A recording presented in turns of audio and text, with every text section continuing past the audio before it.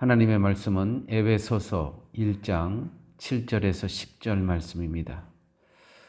우리는 그리스도 안에서 그의 은혜의 풍성함을 따라 그의 피로 말미암아 속량 곧 죄사함을 받았느니라. 이는 그가 모든 지혜와 총명을 우리에게 넘치게 하사 그 뜻의 비밀을 우리에게 알리신 것이요 그의 기뻐하심을 따라 그리스도 안에서 때가 찬 경륜을 위하여 예정하신 것이니 하늘에 있는 것이나 땅에 있는 것이 다 그리스도 안에서 통일되게 하려 하심이라. 아멘. 교회 여러분, 하나님께서 성경을 주신 목적이 무엇이라고 생각하십니까? 만일 성경을 주신 이유와 목적에 대해 알지 못한 채 성경을 읽는 것이라면, 즉 성경을 읽었다는 것으로 자기 신앙을 확인하려고 하고 그것을 구원의 증표로 삼으려고 할 것입니다. 이것이 많은 기독교인이 범하는 오류고 중대한 착각입니다. 성경을 몇 번 읽었느냐? 통독을 10번 했다, 100번 했다. 자기 자랑을 합니다. 그 자랑이 자기 의가 되는 그러한 현실 속에서 우리가 살아가고 있습니다. 내가 100번 읽은 사람은 10번 읽은 사람에 비해 더 구원의 확신이 있는 겁니까? 다시 한번 묻습니다. 그리 많이 성경은 왜 읽으시려는 것입니까? 성경 통독이 구원의 조건이 됩니까? 이러한 질문을 갖고 오늘 본문을 같이 나눠보려고 합니다. 사도 바울은 하나님께서 창세전에 그리스도 안에서 우리를 택하셨다고 하였습니다. 맞습니다. 하나님께서 택한 자만이 하나님의 아들이 되고 구원은 이들에게만 주어지는 것이 성경이 증거하는 내용이며 하나님의 구원의 법칙입니다. 맞습니다. 자, 이것이 하나님의 구원의 법칙이라면 하나님은 왜 성경을 주셨을까요? 이미 다 정해져 있는데.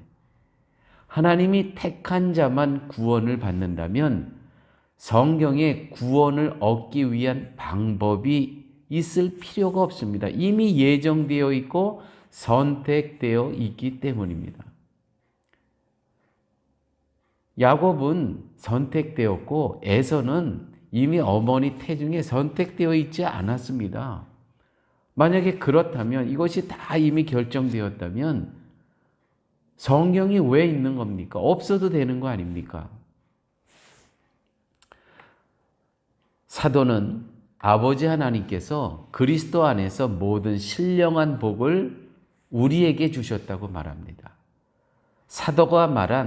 이 사도 바울이 말한 신령한 복은 우리를 택하여 하나님의 아들들이 되게 하셨다는 것입니다.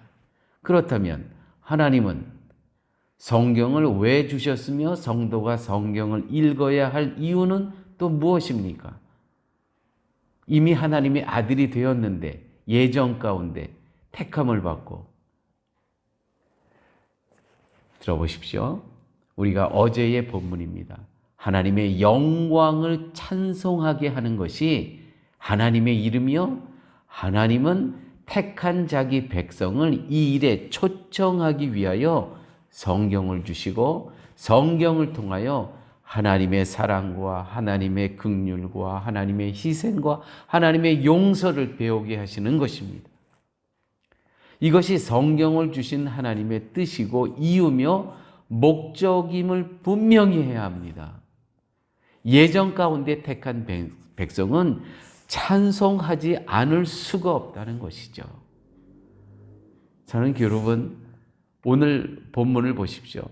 우리는 그리스도 안에서 그의 은혜의 풍성함을 따라 그의 피로 말미암아 속량 곧 죄사함을 받았느니라. 아멘이죠. 이 말씀 속에서 하나님의 택한 자는 이게 아멘이 됩니다. 그렇습니다. 나는 비참한 자입니다. 나는 죽어마땅한 존재, 정말 쓰레기와 같은 이러한 존재를 당신의 거룩한 피로 말미암아 나의 모든 죄를 속량, 그로 인해서 나는 죄사함을 받았다는 이 현실, 그래서 내가 하나님의 양자가 되었다는, 자녀가 되었다는, 이것이 우리의 현실이라는 것이죠. 이것이 얼마나 감사합니까? 이거는 정말 예정 가운데 택한 자만이 누릴 수 있는 감사요 기쁨이라는 것입니다. 제가 목회 가운데 참 공을 들였던 한 성도가 있었습니다. 정말 이분이 암에 걸려서 모든 수속을 다 해서 입원을 시키고 또 이 암 수술을 다 치료를 받고 또 나오셔서 퇴원하셔서 그 후에도 계속 복음을 전했습니다. 여러분, 하나님께서 예정하지 않은 자는요, 결국 목매 자살하더라고요. 그렇게 저는 공을 들였는데 예정 가운데 택하지 않은 자는 결국 목매어 자살하더라고요. 제가 그때 배웠습니다. 아, 정말 예정 가운데 택한 자가 있고 택하지 않은 자가 있구나. 여러분,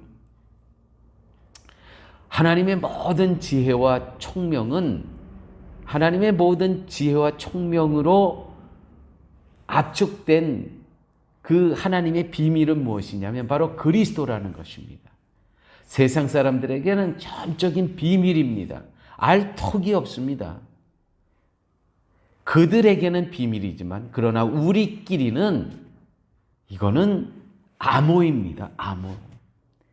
이 암호에는 엄청난 비밀이 담겨 있는데 바로 하늘과 땅, 과거와 미래가 하나로 연결되고 통일이 됩니다. 삶과 죽음이 그대로 연결이 됩니다.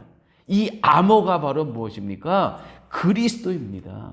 사망에서 생명으로 옮겨졌느니라. 누구를 통해서? 예수 그리스도의 십자가의 보혈을 통해서.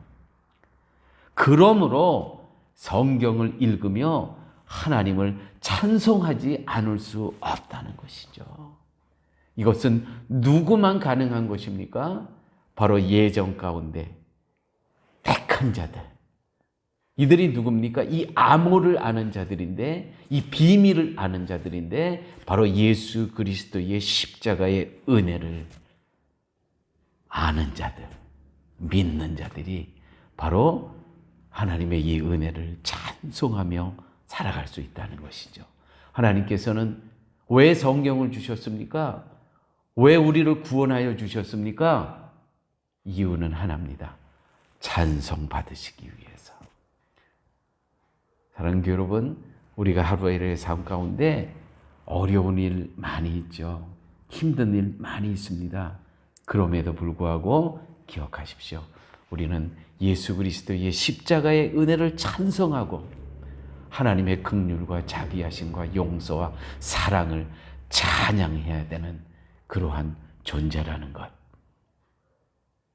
함께 기도하십니다. 아버지 하나님 감사합니다. 오늘 말씀 속에서 세상 사람들은 알지 못하지만 우리만 알고 있는 이 비밀 예수 그리스도를 저희들에게 선물로 허락하여 주심을 감사합니다.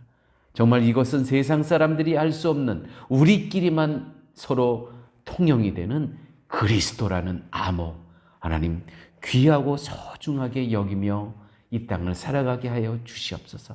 어떤 어려운 문제 앞에서 그리스도로 대입할 수 있게 하여 주시고, 어떤 풀리지 않는 세상의 그러한 어려움 가운데서도 그리스도를 입력하면서 모든 것을 풀어나갈 수 있는 저희의 삶으로 인도하여 주옵소서.